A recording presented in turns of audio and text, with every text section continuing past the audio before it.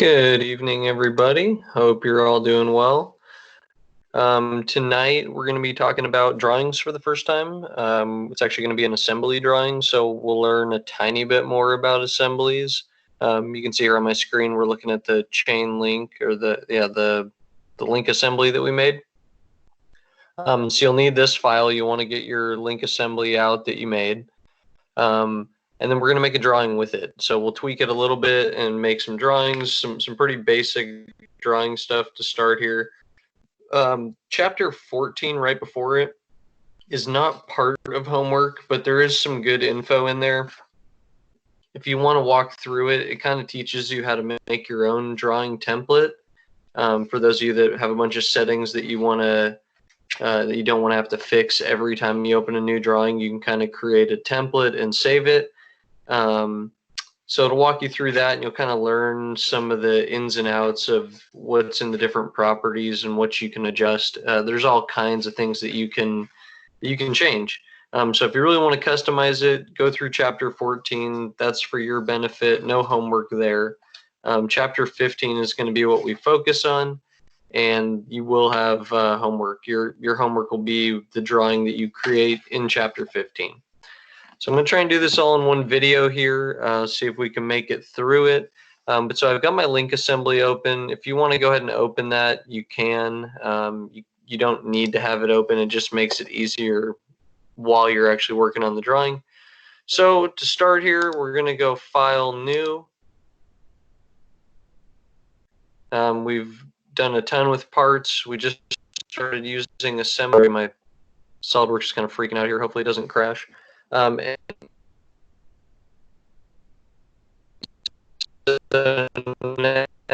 now we're gonna do drawings. It's the third button on here.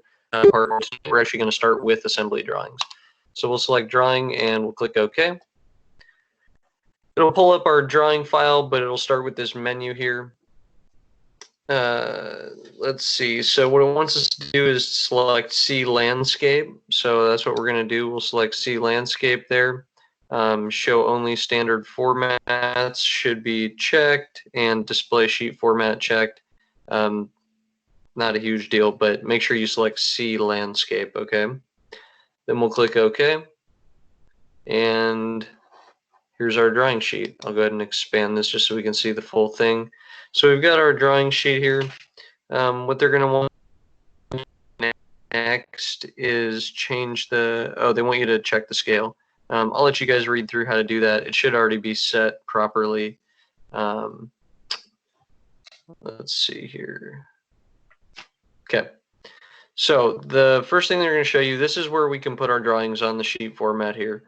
The title block is down here. Let me zoom in a little bit. Got our title block down in the corner of the drawing. If you notice, you can't select. Oh, that's not what it was telling. Well, anyway, you can't double click on any of this and change it. What you have to do is right click on the drawing sheet itself. Oh, I'm sorry. Close this window over here. Right click. Edit sheet format. When you right click, that's what you want to select, edit sheet format. Now we can go in and edit this. So they'll show you, you can change there should have been a box here. I'll show you guys how to do that. But you can double click on any of these. Right now, this text you see in here is probably going to auto pull in the name of whatever file we put in here, but you can call this whatever you want. So they're having you change it to links assembly. They say there should be a text box here. There's not. So what you can do is find something that's more like the size you want. Let's say the scale. We'll click Control C to copy. We'll click in the blank box here, Control V to paste. Oh, I did just see. Okay, there is a box there. Anyway, you can create new text if you need to, the way I just did it. But if you get your cursor in the middle here, double click, should open a text box, and they put SolidWorks in there. So you can go ahead and anchor some of that. Step 3 here. Oh, so to exit okay, I guess we'll exit. Right click on the drawing sheet here again, and then click, where was it? Edit sheet. That'll take you back to the drawing sheet itself. Step 3, they have you set an anchor point down here in the corner to attach a bill of material to that we'll do later on in this chapter. Don't do that. It doesn't seem to work. I don't think it's necessary. You don't need it. Skip step 3. Step 4 is going to have you change the drawing sheet color. Mine's already changed to white. It's way easier and just looks better when you have it in white on your screen. But the way you do that is you go up here to the little options button. It looks like a gear. Click on the options. Wait for it to load here. You're going to go to the systems options tab, which it's already on. Go down to colors. And then right here, you need to find what's called drawing paper color. Sorry, my SolidWorks is really having trouble right now. Drawing paper color. Right here next to that, click edit. You can choose any color you want, but select white. Don't try and do it in something crazy. It's going to make it, if you want to play with it, go ahead, but turn in your homework in white so that I can see it better. And click OK. Click OK. And then your sheet should turn white. Now they want you to open an existing assembly. So this is step 5. You're going to go to your View Layout tab up here at the top and select Model View. I already have the Links assembly open. The file's open in the background, so I could double click this. If you don't have it open, go to Browse and find it on your computer. But I'll double click it. And then let's see, where do they have you go from here? They want you to select an isometric view, which if you look on the left toolbar here, there's the isometric button. It's already selected. So just make sure you have isometric selected. And then put your cursor over your drawing sheet and you'll see a box that's about the size of the drawing that you're about to insert there. And so we can, looks like they want it about here. We'll click and place it. And then there's our link assembly, a drawing of it at least. Let me zoom in here a little bit. Okay. So we've got our link assembly. They want you to switch to the exploded view in step 6. They show you where to check that, but that checkbox does not appear here. So let's get out of that. I'm going to switch over to the assembly now and show you guys how to do an exploded view. It's pretty easy.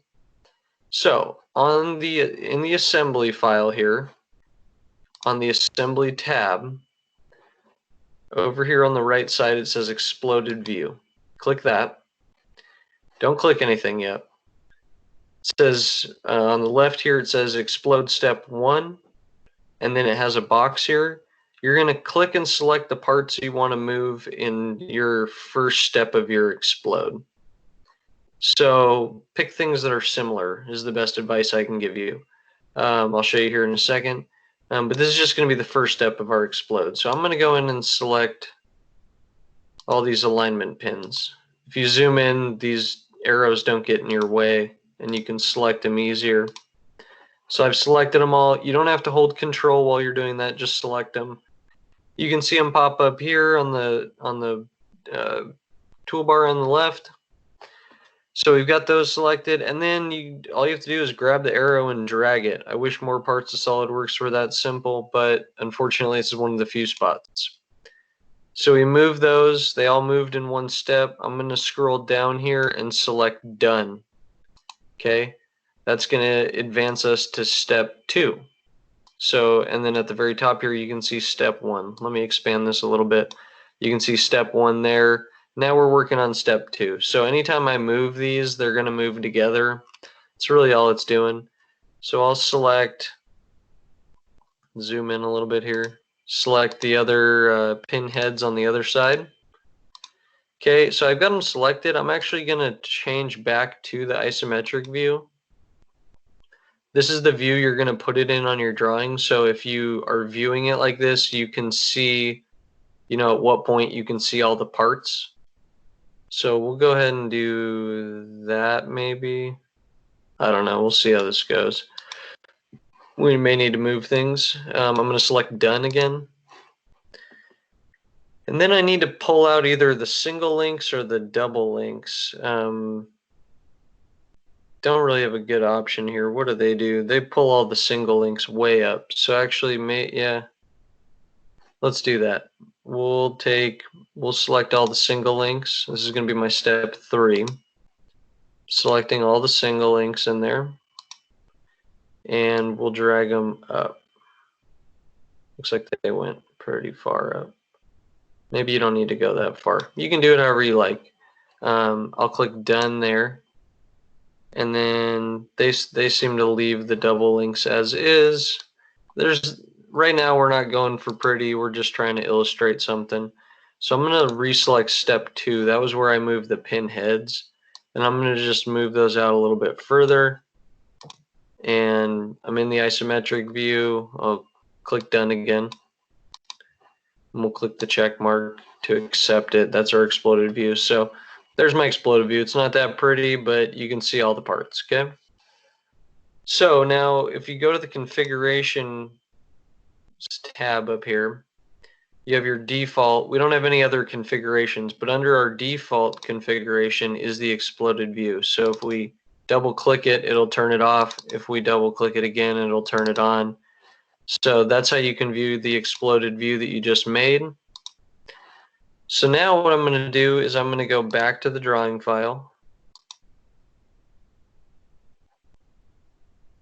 Okay. Here's the initial drawing view that we put on here. I'm going to click on it. Now we have the option to click show an exploded or model break state. So we're going for exploded. We'll check the check mark there. And then you should just be able to leave this. Let's see. Yeah, leave it exploded view 1. That's the only one we have. If you made multiple, you could select which one there. And then they just want us to change a couple things on here. So I'm going to drag this down a little bit more just so it fits better in the corner there. What we're going to do is change the line style. So if you right click on, make sure you're selected on the drawing view, right click on it, go to tangent edge and tangent edges with font. And you'll notice it changes the line style around the tangent outside edges there. Okay.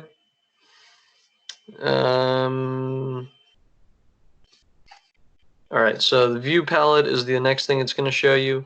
Let's click the check mark there. We'll zoom out a little bit. So the view palette is over on the right side. It's this little toolbar that you guys have seen pretty often right here. Little toolbar. We don't use it that much. This is where you can select, on parts, you can select colors. But we're going to click the view palette button right there. It should load here. Oh, looks like I got to select it up at the top. Typically it'll load it. Give it a second. So now it wants us to drag another. This is where we can select new views to drag on here. So it wants us to take the isometric view again. So find the isometric here on the view palette. Just drag it onto your drawing there. Drop it and place it.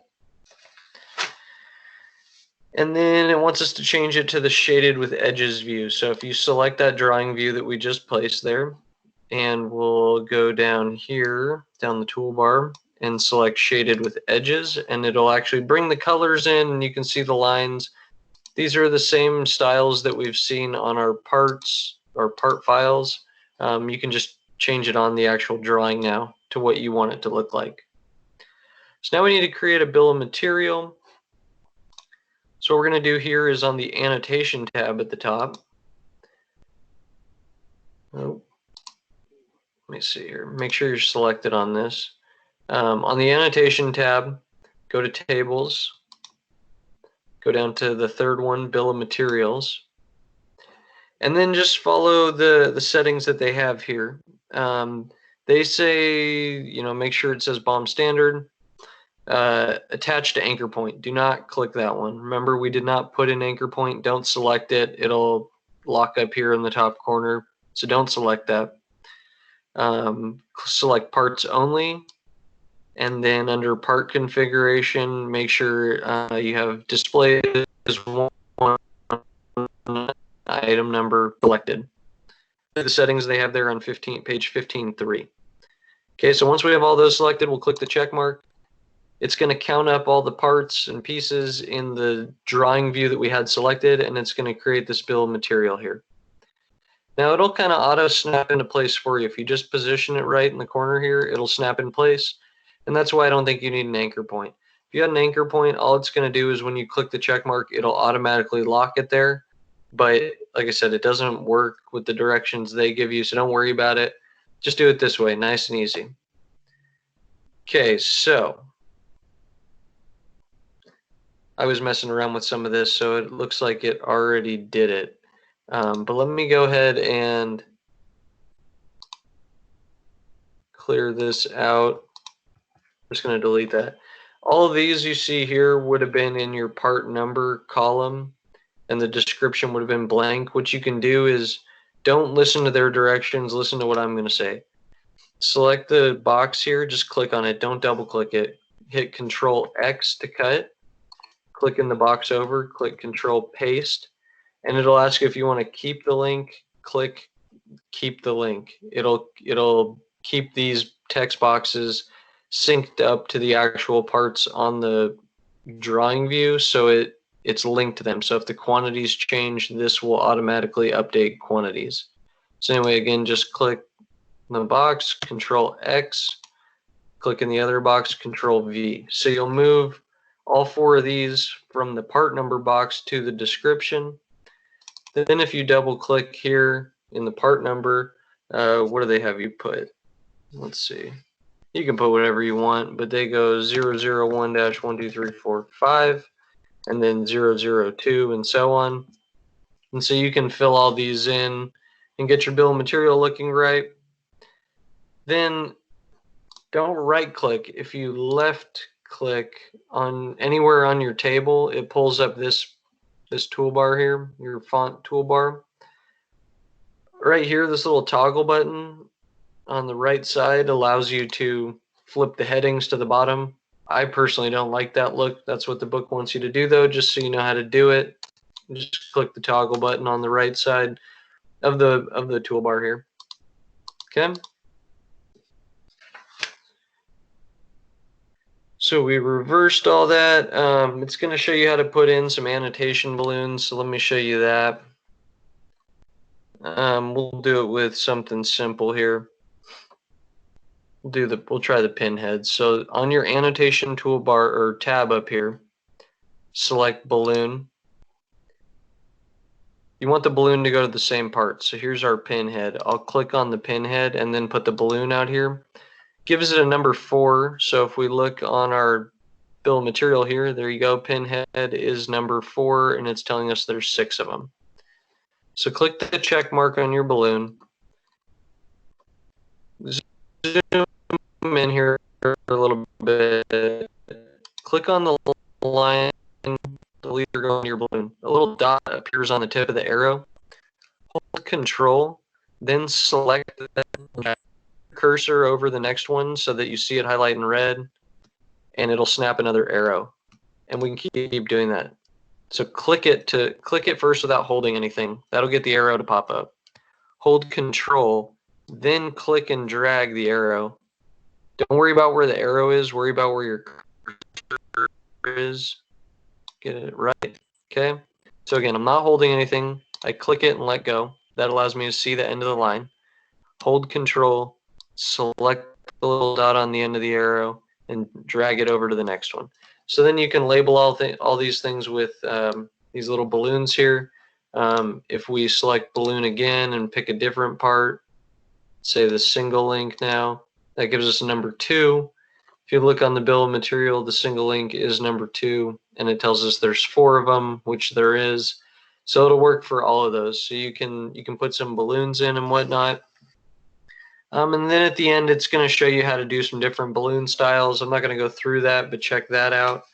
And that should be it for homework. So you'll have this nice little drawing file to turn in. I will need your assembly and your parts and the drawing file. I know it's a lot of things to send, but I need all of them to open your drawing properly. So send me that. Make sure you have the exploded view. Make sure you have the link assembly here. Put some balloons in. You don't need to do them all, but put in some balloons with multiple lines so I can see that you did that. Put in your bill of material. Edit your text box here. Get all that stuff edited. And then, yeah, turn that in. So you'll have to send me 6 files. I'll need the 4-part files, the assembly file, and the drawing file, okay? So anyway, that should be it. If you guys have any questions, please feel free to reach out to me anyway. Again, the video calls have been going great for the people that have been doing them. It really allows us to work together well and really figure out what's going on. I can help you through text. It's a little bit more complicated and harder for me to understand what's going on or give you a detailed answer. So anyway, don't be shy to reach out, and we can set up a video call if you'd like some help. Anyway, hope you're all doing well and hope this helps, and I will talk to you guys soon.